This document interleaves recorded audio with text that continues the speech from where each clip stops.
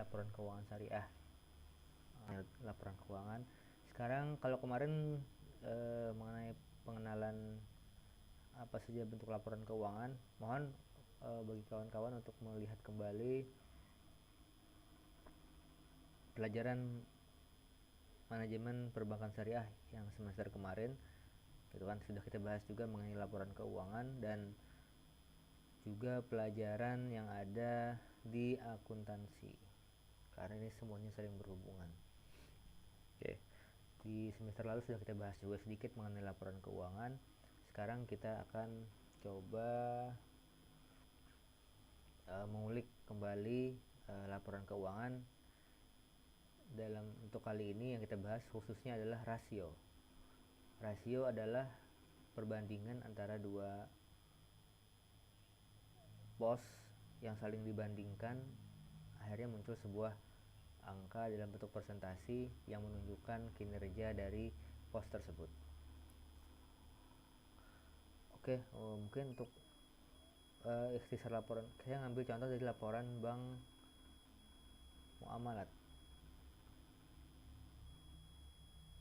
Bank Muamalat tahun 2019. Gambar kupu-kupu, transformasi pertumbuhan bisnis yang berkelanjutan. Ini saya lihat rata-rata beberapa bank belum muncul laporan untuk 2020. Kayaknya masih menunggu rapat umum pemegang saham baru ini dirilis di website masing-masing. Jadi semua bank masih ada laporan untuk laporan tahunan 2019, kecuali laporan keuangan. Jadi karena laporan tahunan ini kan terdiri dari laporan keuangan, laporan manajemen, sama laporan tanggung jawab perusahaan dan tata kelola perusahaan.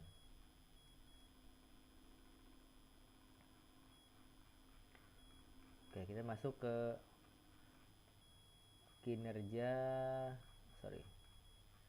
kita masuk ke ikhtisar keuangan. Oke, kemarin sudah dibahas. Ikhtisar keuangan ini menunjukkan kondisi keuangan di neraca dan laporan laba rugi serta laporan arus kas. Ini lebih sederhana, dibikin perbandingan karena untuk mengetahui apakah ada peningkatan atau tidak. Contohnya kalau aset itu tahun 2019 menurun dibanding 2018, menurun dibanding 2017. Pembiayaan juga turun, otomatis nanti keuntungan juga turun, kecuali dia bisa meminimalisasikan biaya. Total dana pihak ketiga 40.000, itu 40 triliun ya. 40 triliun, turun juga dari tahun-tahun sebelumnya. Liabilitas juga turun 46. Total liabilitas itu adalah gabungan dari penggiro, tabungan, deposito.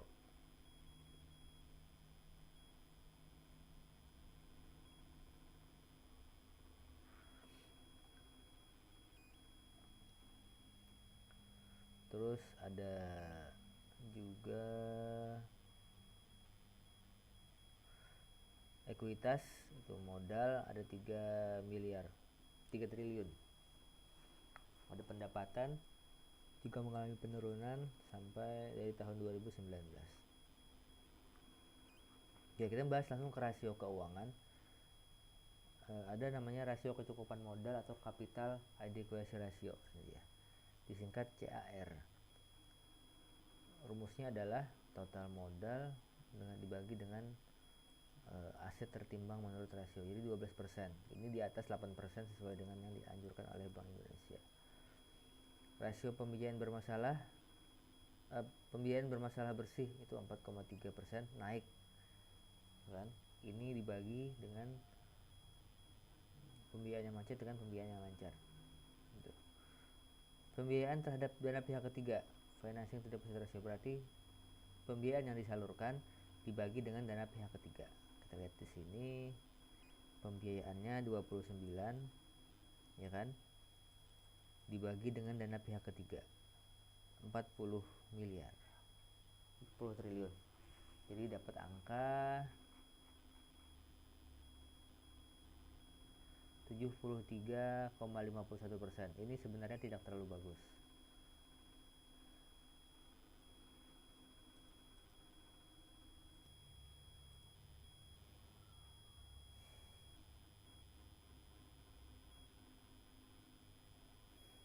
Oke, rasio pembiayaan dan terhadap dana pihak ketiga, financing to deposit ratio. Berarti dari 100 miliar 100 triliun yang misalnya ya, supaya mudah, dari 100 triliun duit yang dikumpulkan oleh bank muamalat, maka hanya 73% yang disalurkan. Berarti banyak dana yang tidak terpakai. Ini merupakan sinyal kurang baik, karena kalau seandainya dana itu banyak disalurkan, maka keuntungan banyak.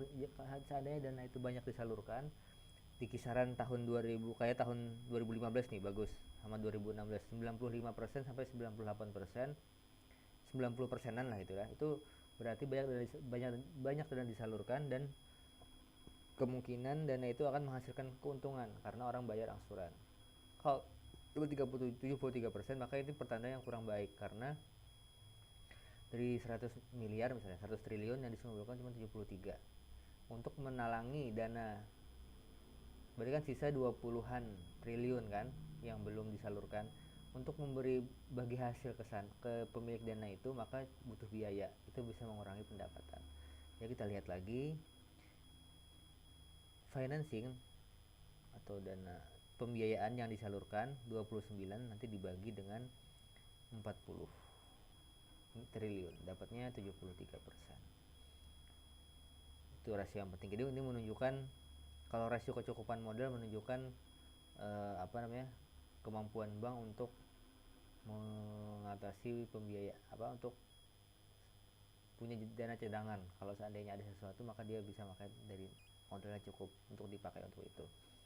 Pembiayaan bermasalah bersih berarti menunjukkan berapa potensi kerugian, berkurangnya pendapatan. Karena kalau masih ingat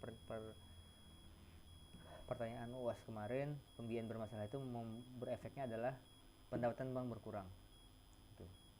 Sehingga bank untuk membayar bagi hasil kepada dana penyimpan masyarakat itu akan banyak nombok gitu kan, akhirnya keuntungan berkurang.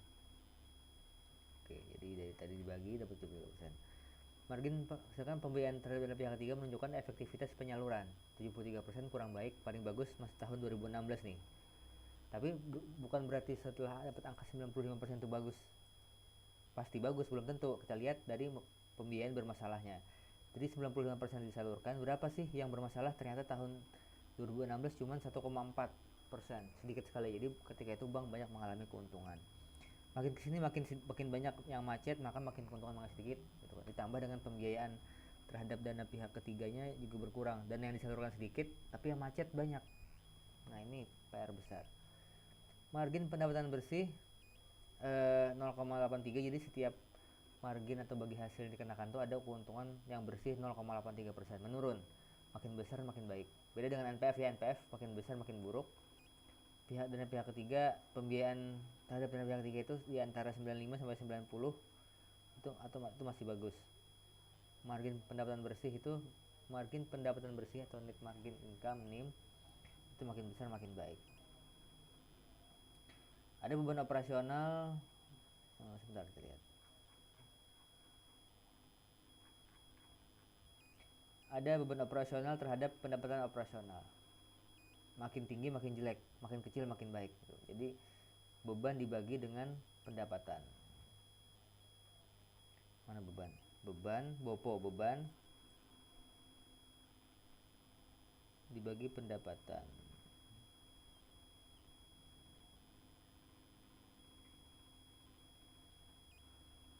Beban operasional dibagi dengan pendapatan operasional. Malah rugi nih.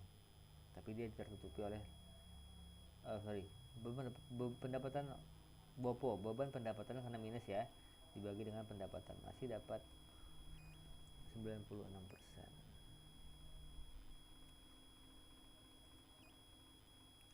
Oke, itu mungkin untuk hari ini rasio kecukupan modal, pembiayaan bermasalah bersih, pembiayaan terhadap dana pihak ketiga, serta margin pendapatan bersih, dan BOPO operational expenses to operating revenues, beban operasional dibagi terhadap pendapatan operasional. Oke, sekian.